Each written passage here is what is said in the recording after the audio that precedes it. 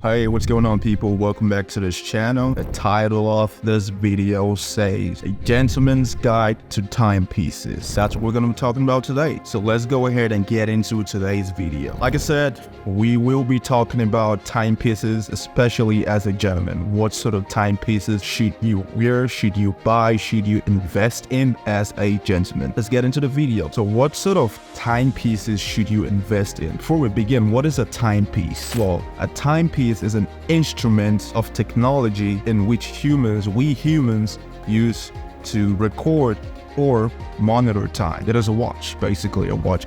A watch is a sort of timepiece. Watch is an example of a timepiece. You're currently in the modern era, 2024. You may be asking me, why do I need a timepiece? Well, a timepiece not only enhances your aesthetics, it also makes you look more professional. Let's say, for instance, you're networking with people, high achievers, high income earners, and you building your group of network. You get invited to a dinner. You put on a graphic t-shirt, sweatpants, and a Nike shoe. You look like a complete total fucking dork and nerd. You think anyone's gonna network with you? The answer is fucking no. No one's gonna network with a fucking dork, especially in your 20s, and you have a graphic t-shirt on and the Nike shoes on, like you're going to the gym or you're going to meet people making hundreds of millions of fucking dollars. No one's gonna take you serious. You look like a fucking maid, a cleaner, a peon, a peasant. But now, in contrast, if you had put on a polo with a nice leather belt, nice khaki pants, and a freaking nice dress shoes, whatever type of shoe you decide to go with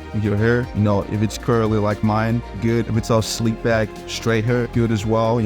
Well-groomed, nice facial hair. Put that in contrast with the other dress. Who is gonna be taken much more professional? Obviously, you as a business casual wearing motherfucker would be taken much more professional and much more serious than your fucking gym going looking ass. And the timepiece enhances your fashion. It enhances. Same thing with money. Money is an enhancer. If you're a nerd, you become a rich nerd when you have money. It's the same thing with a timepiece. A timepiece complements you. It brings out the much more exquisite aspect of your nature as an individual. So timepieces are basically good. You have to have a timepiece as an adult. Now, when I say timepiece, I gotta make a good distinction. Watches are considered timepieces, but not all watches are considered timepieces, if that makes sense. Let's say you go to a fancy hotel in the downtown district, a steakhouse. You just met this chick. She's dressed all formal with a short dress. You dressed up business casual, polo, tucked in, nice business casual shoes, nice haircut,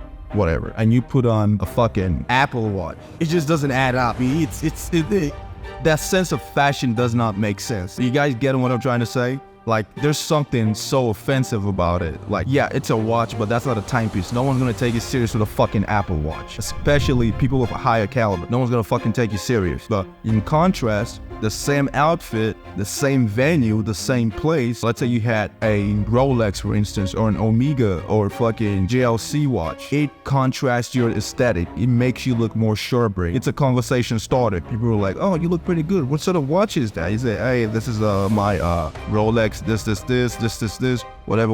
You're like, oh, nice. How much did you get it?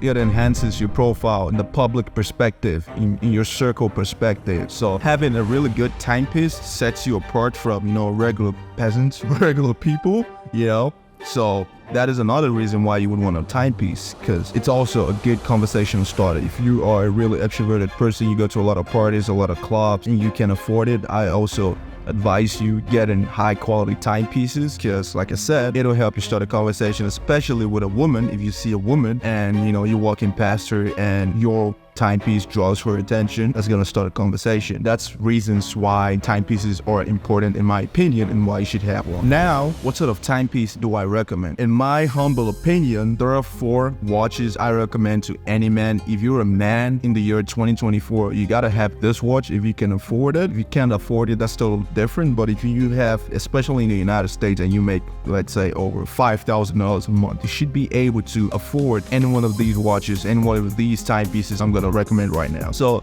The first timepiece I will be recommending as of now is gonna be a Rolex. Rolex is kind of like the Nike of the watch industry. It's the Nike of the timepiece industry. It is well known, it holds good value. It's actually a form of investment because it holds value and it technically appreciates in price. Overall, it just makes you look more professional. I always recommend Rolex to everyone and anyone, especially people who are new to timepiece. If you're getting started today, look for the cheapest Rolex you can get. You can get, I believe, Rolexes anywhere from $3,000 to $5,000. Go ahead and get those. Those are always going to appreciate in price. They are always going to be recognizable from a distance, and also a safe bet into the world of, quality timepiece. Another watch I would recommend, or another timepiece I would recommend, is a Seiko. Seiko is a really good timepiece. It's like a really starter entry level, timepiece. Rolex is up here. Rolex is more of an intermediary level when it comes to timepieces, but a Seiko is literally entry level. So I actually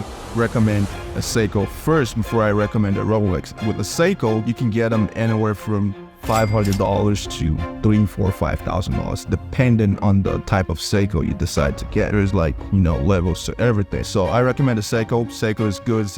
It's a really nice Japanese brand. They're well-known, beautiful watches, a lot of value for the price. They restore value as well. Seiko is always the number one recommendation. Recommendation number 2 would be Grand Seiko. Now, Grand Seiko is a step above Seiko because Grand Seiko, like the name suggests, grand, bigger, much more elegant. It's closer to, I would say, Omega. You can get Grand Seikos anywhere from, I believe, $1,000 to $10,000 depending on the model. So yeah, I recommend Grand Seiko. Like I said, it's a step above. It's not necessarily like a Rolex. It's not necessarily in comparison to a Rolex. It is more in comparison to an Omega than a Rolex, and it's really good quality stuff. It's gonna last for years, decades if possible. I always recommend Grand Seikos to every single person I know. The number 3 recommendation I would recommend would be predictably.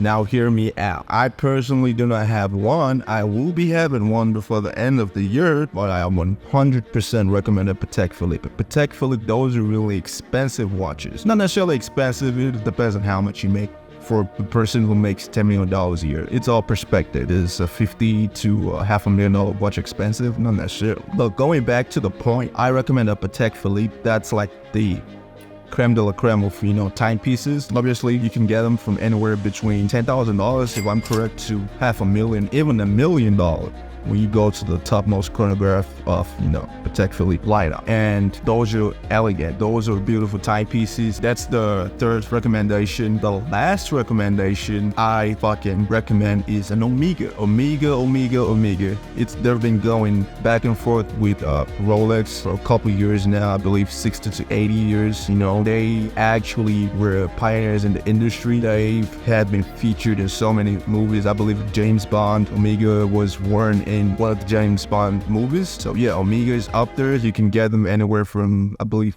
$2,000 to $20,000 to $30,000, between that range depending on the make and model. Like I said, really good timepiece. They last forever. I totally recommend them to everyone. Really good, high quality stuff, recognizable, unique from Rolex, but at the same time they share a lot of makes. I don't know if Rolex steals from them or they steal from Rolex, vice versa. A couple of their makes and models are quite similar, yet unique, if that makes sense. So yeah, those are the 3 watches, the 3 timepieces I recommend to you gentlemen. You gotta start out with a Seiko, get you in the industry, get your foot in, anywhere from $500 to, I believe, $3,000 or $5,000, somewhere in that range. A Grand Seiko is up there, anywhere from $1,000 to $5,000, $10,000. It's up there. Rolex, timeless, everyone knows it. Store value, good, unique, beautiful, anywhere from fucking $5,000. It goes up to $100,000 if I'm correct. The last one, Omega, timeless, beautiful, quite similar to Rolex. You can get them anywhere from $5,000 to, I believe, $20,000, $30,000, $40,000, $50,000. It depends. Anyway, I just wanted to share this video with you guys. Let me know if you guys agree with my picks, my 4 picks for timepieces. As a gentleman, down in the comment section below. Feel free to like this video, dislike it, I don't really care. And I'm gonna catch you on the next video. Peace out.